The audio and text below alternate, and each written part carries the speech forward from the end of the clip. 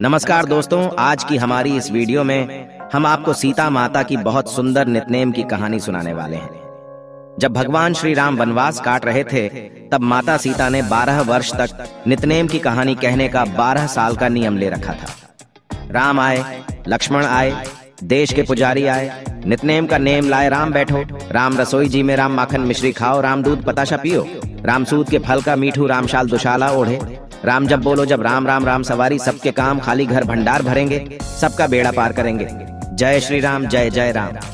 ये कहानी सीता माता रोज कहती थी और श्री राम इसे सुना करते थे। एक दिन श्री राम को लक्ष्मण जी के साथ किसी काम से बाहर जाना पड़ा तो सीता माता बोली, भगवान मेरे 12 वर्ष का नितनेम का नियम है, अगर आप बाहर जाएंगे तो मैं अपनी कहानी किसे सुनाऊंगी। श्री राम ने कहा, तुम कुएं की पाल पर जाकर बैठ जाना और वहां पर जो औरतें पानी भरने आएंगी उन्हें अपनी कहानी सुना देना। सीता माता कुएं की पाल पर जाकर बैठ गई। एक स्त्री आई, उसने रेशम की जरी वाली साड़ी पहन रखी थी और सोने का घड़ा ले रखा था। सीता माता उसे देखकर कहने लगी, बहन, मेरा 12 वर्ष का नितनेम सुनने का नियम है, मेरी कहानी सुन लो।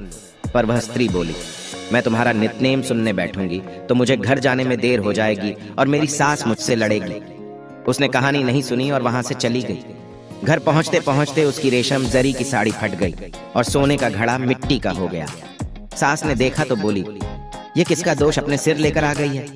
बहू बोली, माता जी, मैं भी हैरान हूँ, ये कैसे हुआ, मैं तो कुएं से पानी भरकर आ रही हूँ। पर कुएं पर एक औरत बैठी थी और उसने मुझसे अपनी कहानी सुनने को कहा, पर मैंने मना कर दिया, शायद उसी का फल है। सास तुरंत वही साड़ी पहनकर कुएं की पाल पर गई। सास को वहां सीता माता बैठी मिली और बोली, बहन मेरी कहानी सुन लो। सास बोली, एक बार छोड़, मैं तो 4 बार तेरी कहानी सुनूंगी। सीता माता बड़ी प्रसन्न हुई और कहानी कहने लगी।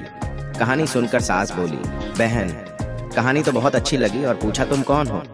तब सीता माता बोली, मैं सीता हूँ। सीता माता का नाम सुनते ही वह स्त्री उनके चरणों में गिर पड़ी और फिर अपने घर चली गई। उसकी साड़ी फिर से रेशमी जरी की बन गई और मिट्टी का घड़ा फिर से सोने का हो गया।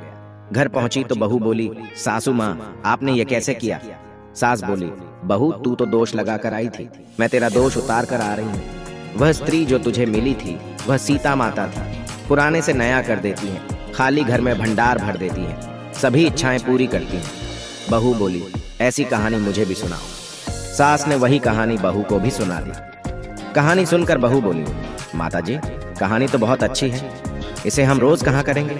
अब सास बहू रोज सवेरे उठकर कहानी कहने लगी। एक दिन उनके घर पड़ोस की एक औरत आई और बोली, सुबह उठकर हम सीता माता की नितनेम की कहानी कहते हैं। पड़ोसन बोली, यह कहानी मुझे भी सुना दो।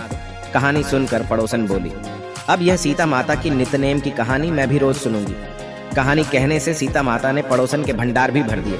हे सीता माता, जैसे उनके भंडार भरे, इस कहानी को कहते, सुनते और हुंकार भरते, सभी के भंडार भरना। जय मां सीता।